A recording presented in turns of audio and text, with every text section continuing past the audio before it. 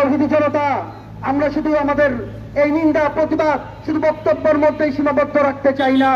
ইহুদিরা যখন আমাদের বিরুদ্ধে ষড়যন্ত্র করে, আমাদেরকেও তাদের এই ষড়যন্ত্র প্রতিহত করার জন্য পরিকল্পনা করতে হবে। ভারাক্রান্ত হৃদয় নিয়ে এখানে উপস্থিত হয়েছি। আজকে ইসরায়েল ভূখণ্ডের উপরে একের পর এক সামরিক আগ্রাসন চালাচ্ছে, যে আগ্রাসন আমাদের হৃদয়ের মধ্যে রক্তক্ষরণ করে। আজকে মুসলিম ভূখণ্ডের মধ্যে শিশুদেরকে হত্যা করা হচ্ছে, নারীদেরকে হত্যা করা হচ্ছে, আমরা এর তীব্র নিন্দা জানাচ্ছি। প্রিয় তাওহীদি জনতা, আমরা শুধু আমাদের এই নিন্দা প্রতিবাদ শুধু বক্তব্যের মধ্যেই সীমাবদ্ধ রাখতে চাই না। আমাদেরকে কি করতে হবে তা ইরান আমাদেরকে দেখিয়ে দিয়েছে।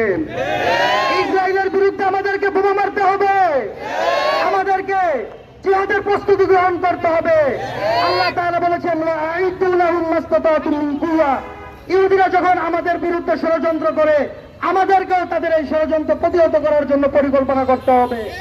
প্রিয় ভাইরা আমার, অতএব আমরা আসুন ফিলিস্তিনি মুসলমানদেরকে মুক্ত করার জন্য, ফিলিস্তিনি মা বোনদেরকে শিশুদেরকে রক্ষা করার জন্য আজকে এই প্রতিবাদ সমাবেশ থেকে দীপ্ত কণ্ঠে শপথ গ্রহণ করি। আল আকসা মুক্ত করার জন্য আমরা জিহাদের জন্য প্রস্তুতি গ্রহণ করি। আল্লাহ তাআলা আমাদের তৌফিক দান করুন। নাসরুম মিনাল্লাহি ওয়া ফাতহুন করিম।